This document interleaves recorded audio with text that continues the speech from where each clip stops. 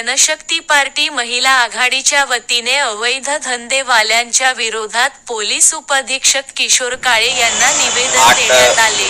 8 August रोजी माननीय धुळे जिल्ह्याचे कर्तव्य दक्ष पोलीस अधीक्षक साहेब यांना धुळ्यात सुरू असलेल्या राजेरोसपणे बेकायदेशीर हायवे धंद्याच्या संदर्भात लोकजनशक्ती पार्टी महिला आघाडीच्या वतीने माननीय शोभाताई चव्हाण यांच्या नेतृत्वात एक निवेदन अप्पर पोलीस अधीक्षक सन्माननीय काळे साहेब यांना देण्यात आलेले आहे। यापूर्वी देखील लोकजनशक्ती पार्टी मार्फत धुळे शहरात व धुळे जिल्ह्यामध्ये चालू असलेल्या राजेरोसपणे हायवे धंद्याच्या संदर्भात निवेदनं आंदोलनं केलेली आहेत, परंतु धुळे जिल्ह्याच्या पोलीस खात्यामार्फत ठोस अशी कारवाई होताना दिसून येत नाही। धुळे शहरात आपण बघत असाल की रोज वेगवेगळ्या वृत्तपत्रांमध्ये हायवे धंद्याच्या संदर्भात वृत्त छापून येत असतात, परंतु पोलीस प्रशासन या बाबींकडे साफ दुर्लक्ष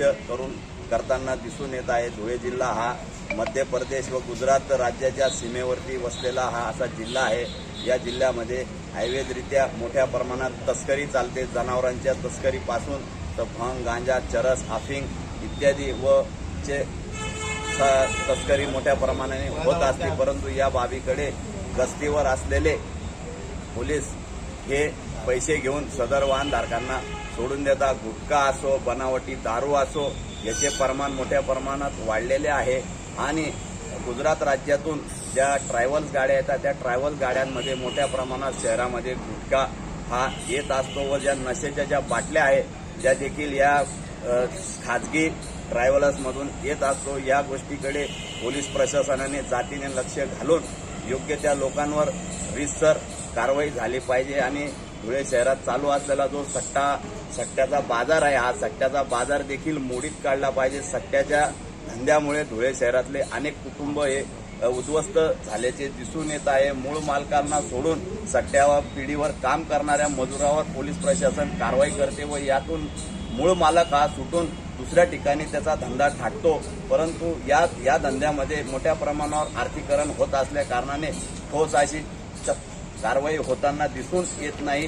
फक्त थातूरमातूर कारवाई करून त्यांना सोडून देण्यात येते असे दिसून येते। आमचं एकच म्हणणं आहे की धुळे शहरात चालू असलेले संपूर्ण बेकायदेशीर जे धंदे आहे हायवे धंदे ते संपूर्ण बंद झाले पाहिजे व तणावमुक्त धुळे शहर असा धुळे शहरातील नागरिकांनी मोकळा श्वास घेतला पाहिजे। आज आपण बघितलं का चौकामध्ये अनेक तरुण हे बाटल्या घेऊन दारू पिताना मोटरसायकलवर बसलेल्या असतात, सोड्याच्या गाड्या असतात, चौक असतो। शालेय विद्यार्थी शिक्षणासाठी धुळे शहरातून बाहेर राज्यातून परराज्यातून आलेले जे विद्यार्थी लोक असतात यांना देखील मोठ्या प्रमाणात याचा त्रास होताना दिसून येतो। या सर्व बाबीच्या संदर्भात आम्ही त्यांना निवेदन दिलेलं आहे। 8 ते 15 दिवसाच्या आत या निवेदनावर ठोस अशी कारवाई नाही झाली तर लोकजनशक्ती पार्टी रामविलास महिला आघाडी धुळे जिल्ह्याच्या वतीने पोलीस अधीक्षक कार्यालयावर मोठ्या प्रमाणात जन आंदोलन छेडून मोर्चा काढण्यात येईल, याची नोंद घ्यावी। या संदर्भात आम्ही आमच्या पक्षाचे राष्ट्रीय अध्यक्ष केंद्रीय मंत्री सन्माननीय चिराग पासवान साहेब यांना देखील या निवेदनाची आम्ही एक प्रत पाठवलेली आहे। त्यांना देखील संसदेमध्ये या प्रश्नावर आम्ही आवाज उठवण्यासंदर्भात विनंती केलेली आहे। तसं त्यांनी आम्हाला आश्वासन सुद्धा दिलेलं आहे।